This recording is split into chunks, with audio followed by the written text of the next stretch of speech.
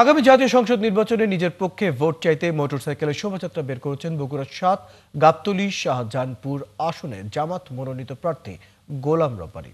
শনিবার সকালে শহরের উল্কা মাঠ থেকে গাবতলী উপজেলার বাগবাড়ি দুর্গাহাটা হয়ে বিভিন্ন সড়ক ঘুরে কাগল এসে শেষ হয়। এই সময় জাতীয় পতাকা, ব্যানার, পোস্টার ও দলীয় পতাকা নিয়ে প্রায় ২,০০০ মোটরসাইকেলে শোভাযাত্রায় অংশ নেন। বিকেলে কাগিল ইউনিয়নের কারুনাকান্দি উচ্চ বিদ্যালয় মাঠে অনুষ্ঠিত হয় পথসভা। এ সময় গোলাম রাব্বানী বলেন, আগামী নির্বাচনে জাতীয় সংসদে সৎ মানুষ পাঠাবেন যারা কুরআন ও সুন্নাহর আলোকে দেশ পরিচালিত করবেন। এছাড়া বগুড়া ৭ আসনে দাড়িপাল্লাকে বিপুল ভোটে বিজয়ী করতে সবাইকে ঐক্যবদ্ধ হয়ে কাজ করারও আহ্বান জানান তিনি। তরুণ ভোটার এবং নতুন দেখতে যায় কিছু, এজন্যই আমি বিশ্বাস করি ভোট আমাকে দিবে।